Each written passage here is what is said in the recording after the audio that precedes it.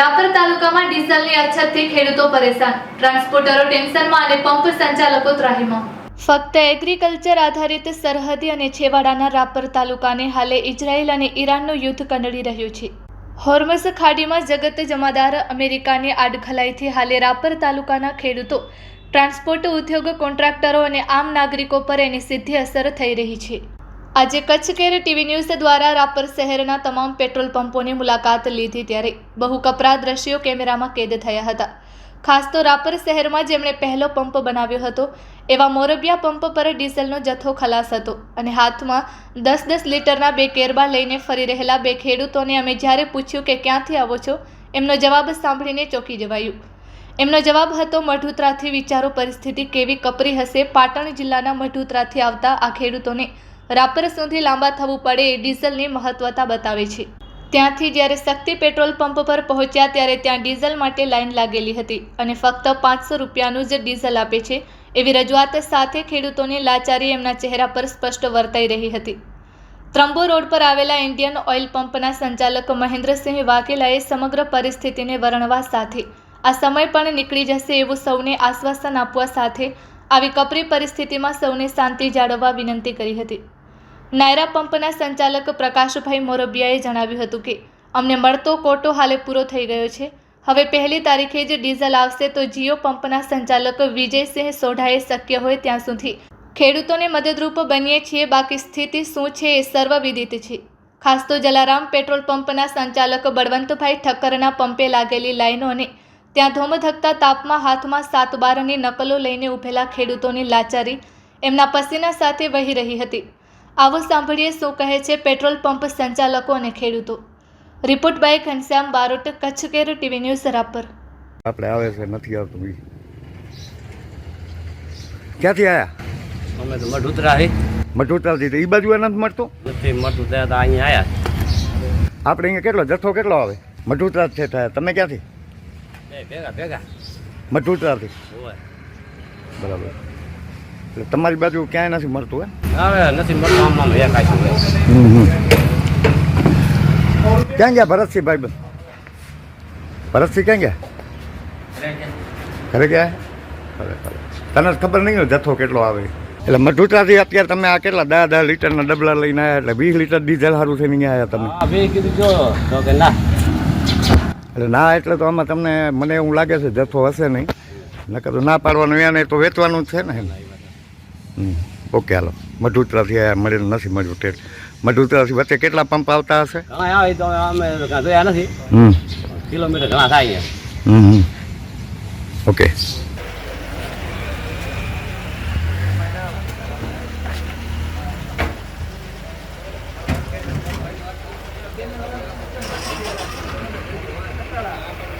કેટલો દે? અત્યારે આવ્યું 500 આવ્યું। 500 બરાબર। તમે શું કરો છો? ખેતી કરો છો? બરાબર। કયા ગામથી આવો છો? રવેચીનગરથી। બરાબર। ક્યાં બાબુ ક્યાં? બાબુ નથી? તમે કયા ગામથી આવો ભાઈ? સિંગારપર। તમે પટેલ?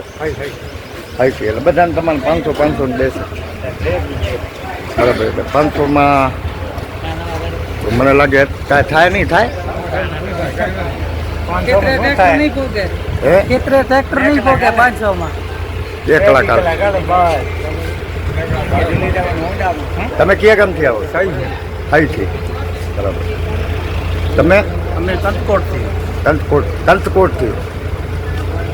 એટલે વચ્ચે રામોર ગામમાં ક્યાંય મળ્યું જ નહીં?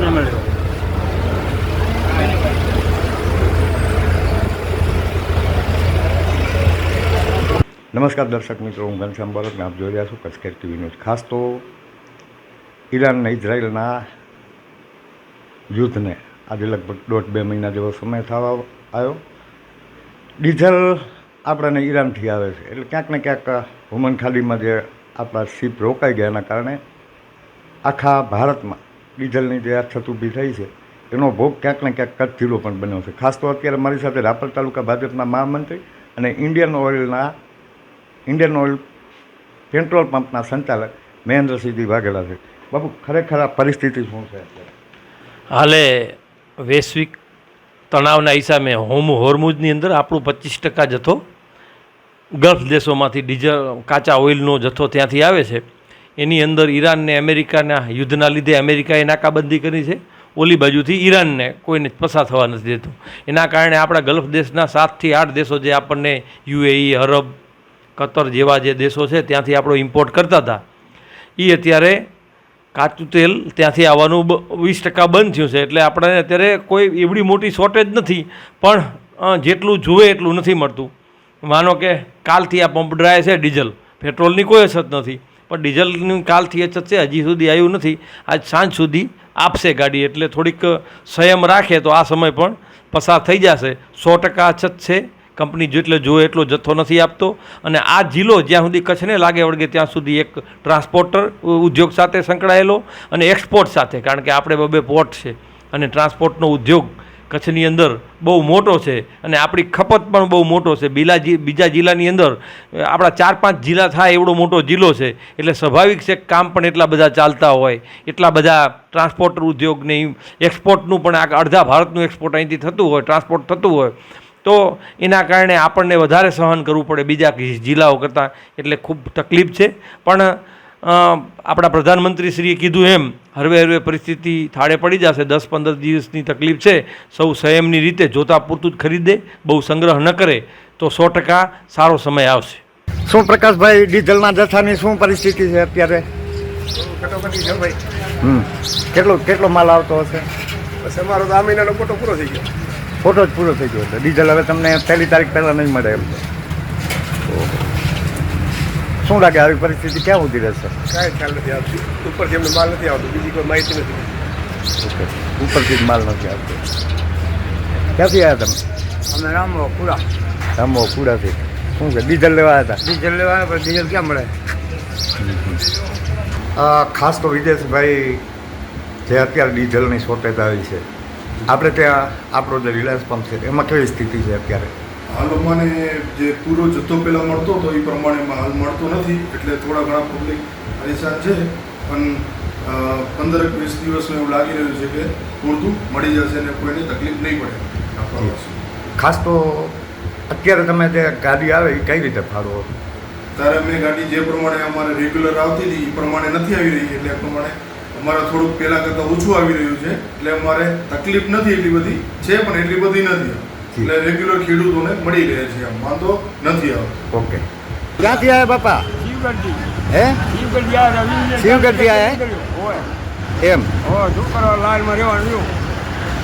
ભૂખે મળી આવે છે, બપોરે ખાઈ હોન નાખી. હા ખાસ બધા પાછા જો બાલાસર પંપ છે, ફતેહગઢમાં છે, આડેસરમાં અમારા પોતાનો પંપ છે, ત્યાં પણ જોઈએ એટલો 24,000 લીટર આવે તો 24,000 રૂપિયા લીટર સાંજે ખેડૂતો માટે બધું વિતરણ કરી નાખીએ. તમારે બાલાહારમાં ન મળ્યું? ફતેહગઢ છે, બાલાહાર છે, સલારી થઈ ગયો છે. બસ આ જોવો છો તમે માહોલ, આખા તાલુકાની ટોટલ ગામોમાંથી ખેડૂતો અહીં આવે છે અને અમારાથી શક્ય હોય એટલું તમામને જેટલું પહોંચે એટલું બધાને વિતરણ થાય રહ્યું અને સાંજે માલ પૂરો થઈ જાય છે. અને કંપનીમાંથી જે આવે એ દરરોજ વિતરણ કરીને પૂરો કરી નાખીએ છીએ માલ. અને લોકોનું ખાસ મારી દ્રષ્ટિએ એવું છે કે અહીંયા સંગ્રહ શક્તિની માનસિકતા લોકોની બની ગઈ છે.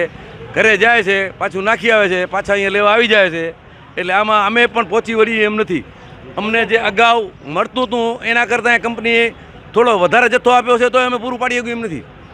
મતલબ કે ક્યાંક ને ક્યાંક આપણે એમ ચોક્કસપણે એવું કહી શકીએ કે ખેડૂતોએ સંગ્રહ કરવાની જે નીતિ 100% માનસિકતા 5-5 વખત લઈ જાય છે. 4 દિવસથી હું કન્ટિન્યુ સવારે 7 વાગ્યાથી બપોરે 1 વાગ્યા સુધીમાં તાલુકા આખાના ખેડૂતોને વિતરણની અમારાથી જેટલું પહોંચાય એટલું બધાને વિતરણ કરીએ છીએ. કોઈને વધારે દેતા નથી કે ઓછું દેતા નથી, જેટલું પહોંચી વળાય એટલું. ખાસ તો બરોદમાં અત્યારે હું મોરબીયા પેટ્રોલ પંપ ઉપર હમણાં સવારે ગયો ત્યારે ત્યાં મઢુતરાથી 2 ખેડૂતો 10-10 લીટરના કેન લઈને આવ્યા. હવે વિચાર કરો તમે, મઢુતરા એટલે પાટણ જિલ્લો, ત્યાંથી આવવામાં વચ્ચે 8 થી 10 પંપ આવે.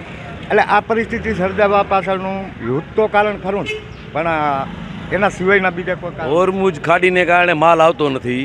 પ્લસ તમે જુઓ કે આપણો ટ્રાન્સપોર્ટ ઉદ્યોગ છે એની અંદર પણ જે કન્ઝ્યુમર્સ પંપોની અંદર 140 રૂપિયા ભાવ છે. અને બીજા મંડળીઓના પંપો છે એ પહેલાં જ્યારે લાભ જડતો હતો ત્યારે પૂરેપૂરો લાભ ઉઠાવ્યો મંડળીવાળાઓ અને બધાએ, અને હવે જ્યારે 140 રૂપિયા ત્યારે એ માલ ઉપાડતા નથી. ટોટલ ટ્રાફિક બધોએ ગવર્મેન્ટના પંપો ઉપર ભર્યો છે. એના કારણે ગાડીઓ પણ ભરાતી, ગાડીઓને પણ માલ પૂરો પડી શકતો નથી. એના કારણે આ તકલીફ ઊભી થઈ છે. પ્લસ આપણો વિસ્તાર છે રાપર તાલુકો, એ ખેતીવાડી માટેનો છે, એટલે અહીંયા ખેડૂતોને માલ 100% મળવો જોઈએ, વધારે વધારે જથ્થો મળે એટલો. પણ ખાસ કરીને બીજું ધોળાવીરા સાઈડ, બેલા સાઈડ કંપનીઓ પણ આવેલી છે, ત્યાં પણ જથ્થો એ લોકો પણ ગમે ત્યાંથી સેટ કરીને જથ્થો અહીંયાથી ઉપાડે છે. એના કારણે તકલીફ પડે રહી આ બધી.